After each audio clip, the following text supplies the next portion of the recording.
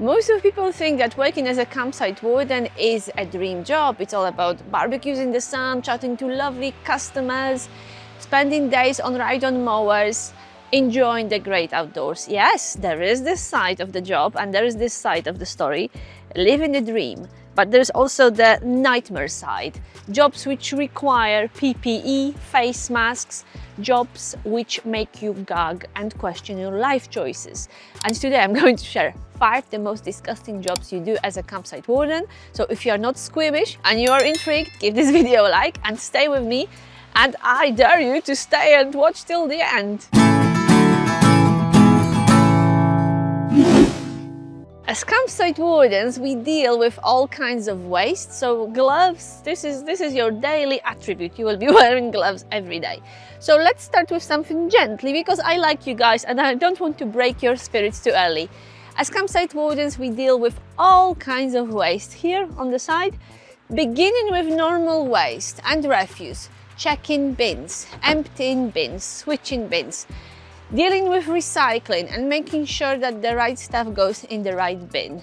And of course, things can go horribly wrong with refuse. When the site is full and it's really hot, these bins can get really disgusting and smelly. So we need to make sure that they don't overfill, that they are washed at least once a year, because if they are not power washed, they are absolutely disgusting. And the smell, the stench will be impossible to deal with. So unfortunately we tend to find all kinds of rubbish in those waste bins, including bagged human waste, and we are lucky if the bags don't split. And the next challenge for us is dealing with recycling and making sure that people don't drop anything that isn't recycling into a recycling bin. And as you can imagine, with campers, sky is the limit. To cut a long story short, when you approach a bin on a busy day in the summer, you never know what you are going to find. And I think the worst we found was bagged human waste during those first post-COVID summers, which were super busy, and people just parted with common sense that summer. So yeah, this is something I will never forget. Think of 200 pitches and at least on average, I would say 1 dog per pitch. Some people bring 2 dogs, 3 dogs. So apart from dealing with human refuse and waste and the rubbish generated by people, we also deal with dog waste.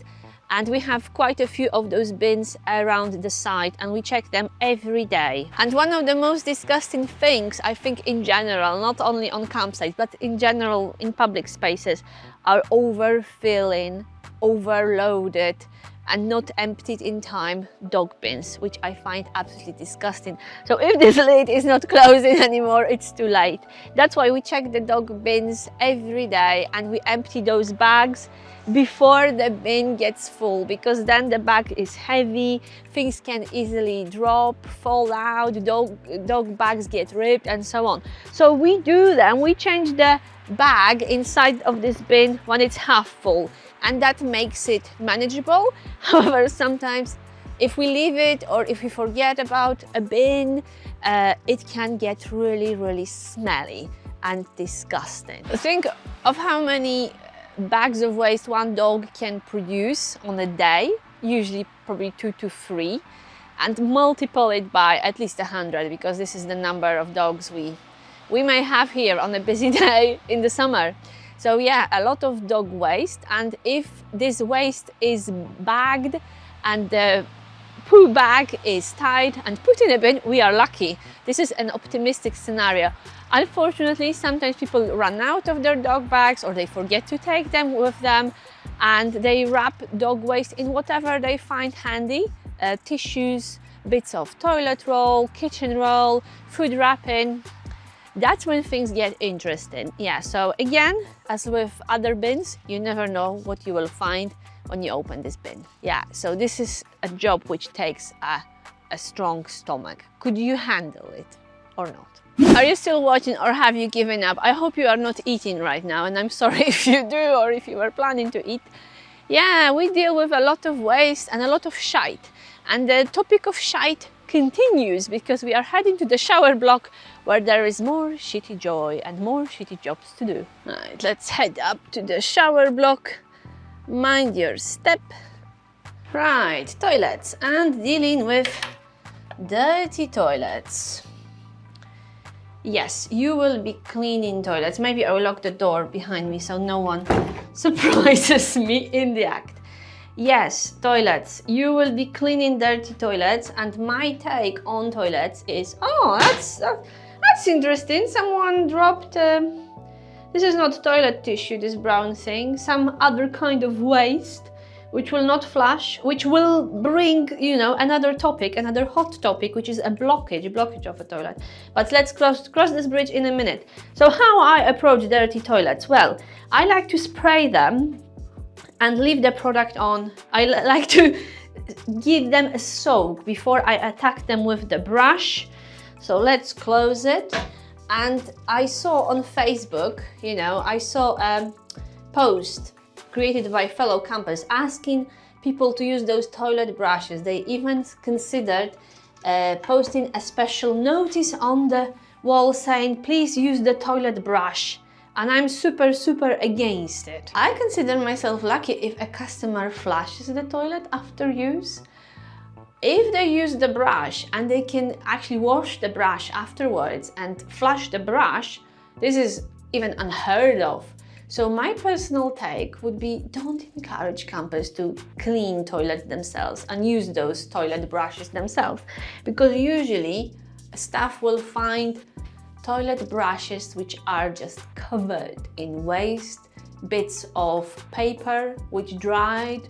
They are absolutely disgusting. Trust me, it's much easier to clean the toilet than clean the toilet brush after some people abused it. So I wouldn't be brave enough to put a notice on the wall saying, please use the toilet brush. If it was up to me, I would probably remove those toilet brushes. But that's my take. The other interesting aspect of the job is bins, sanitary bins. So legally you are not obliged and no one can make you deal with this type of waste which you find in ladies' toilets. On good sites there are contractors who collect them, other sites use disposable bins. Luckily we don't have to deal with these bins. And this is something you should remember if you apply for a campsite job. You are not obliged and no one can make you to deal with this type of human waste, which is quite, it is a biohazard basically. What's in this bin is biohazard. So you don't want to deal with it really. We are going to continue with the topic of toilets, but now we are taking things to the next level. As I mentioned before, things get blocked. And both normal toilets and chemical toilets may get blocked because people may throw some rubbish or, oh my goodness, the smell of this. I have to close it and flush it. Yeah, it's my day off and I was off yesterday and I believe no one cleaned this toilet over the last 2 days. So the smell, the stench is absolutely appalling. I'm going to step away. Yeah, no, not an ideal scenario. We clean them, we check them every day with Marek, we clean them, we have special sprays which we use, and we also keep a brush here because sometimes they need a brush, these toilets. They get blocked and you will be dealing with a blocked chemical toilet as a campsite warden. Right, so I'm not working today, I don't have access to products today, but I have my gloves on and I'm a good member of staff. And I wouldn't like a customer to experience what I just experienced. So I'm going to give it a quick flush and hopefully that will help with the odor.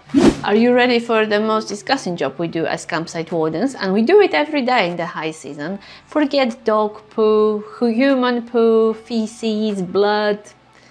Yeah, this one is much worse. Cleaning the shower drains, cleaning the fat traps.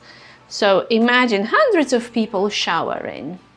Where does all this muck go? Hair, body fat, and all other fluids people release when they shower. And during this final scene, I will be quiet because I can't record my voice inside of the shower block. There is music playing through the speakers and I want to avoid the copyright claim. So I'm going to keep quiet and just show you the shower drain and what I mean by the most disgusting job we do here.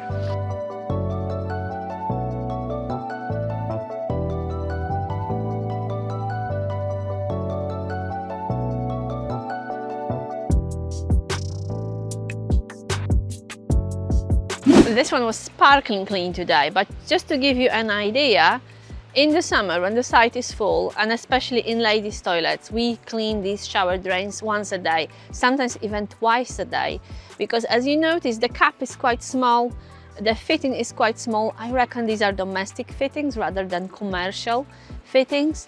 So these shower drains get blocked very easily if there is a lot of hair, soap, scum and dirt. They get blocked very quickly. So we clean them every day to make sure that the shower drains work properly. Yeah, when we first started on this site and we were told that we will be cleaning shower drains every day, I kind of laughed it out because I thought, shower drains every day? This is a weekly job. No, not on this site. On this site we do it every day and sometimes twice a day. If we are lucky, we pull out hair from those little plastic cups. If we are unlucky, we deal with human waste because people, sometimes they can't decide if they want to shower or if they need to use the toilet, so they do both at the same time. Yeah, it happened. Sometimes it's even worse because we heard from fellow wardens that sometimes they literally scoop human waste from the shower cubicles. Yeah, happens. So you were super lucky today because this shower drain was almost impeccable, but it's not like that in the summer, trust me. So I stopped here, you know, in the sun next to those lovely flowers to finish this vlog and finish this episode on a positive note. So it is a mixed bag. There are beautiful moments, romantic moments, enjoyable moments in your everyday life as a campsite warden, but there are some blood churning and absolutely disgusting things when you really question your life choices and your choice of a job. But it makes it all interesting and challenging and stimulating, that's for sure. Not everyone could cope with that, I think. Could you? So I hope you enjoyed this episode. Share your thoughts in the comments and tell me if you still think we are lucky and we are living a dream or not. It's definitely time for a cup of tea now. Back to enjoying the great outdoors. Thank you so much for watching. Thank you for spending the time with me. If you enjoyed this video, give it a like and subscribe to the channel because subscription is free and this is the best way to encourage me to produce more videos and share more ups and downs of our happy life as campsite wardens living in a caravan in the UK. Thank you so much for watching and see you in the next video. Take care. Bye.